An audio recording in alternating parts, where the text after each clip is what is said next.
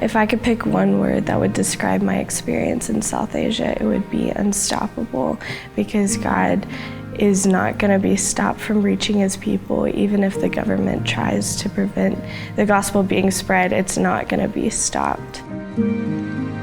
So the basic idea was just to bring Christmas to unbelievers and to people who have never heard the name of Jesus, and tell them why we as believers celebrate Christmas. And it's not because it's a holiday, it's because of the birth of Jesus.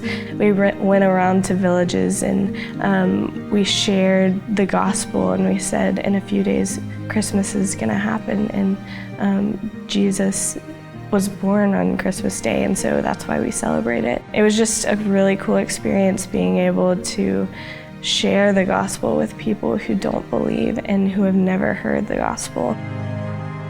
I think I've been longing for a long time to get a different perspective on what the world looks like outside of America, and how Christianity looks like outside of America. And it was daunting at first, but once you realize that it's not just a story that I'm sharing, it has truly changed the course of the world. It was so eye-opening to be in a place where you could walk outside and talk to anyone and then not know who Jesus is. I think of it like this, like we were in a dark room, but when a candle is lit in a dark room, it's so evident.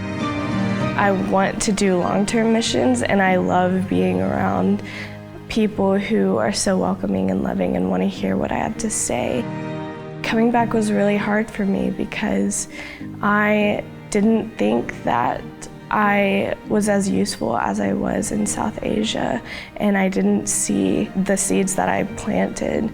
I didn't see them grow up, and so I was just wanting to be over there. And that's when I realized that the same God that was working with me over there in South Asia is the same God that's using me here. And a location doesn't determine my worth. A location doesn't determine how good of a job I'm doing.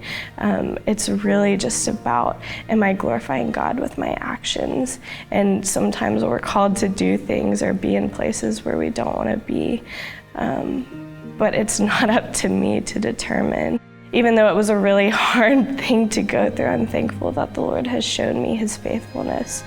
If what I'm called to do is listen instead of go over there and speak out the gospel, so be it, because listening may be the best way for me to show Christ's love to some of my unbelieving friends, because they're never listened to.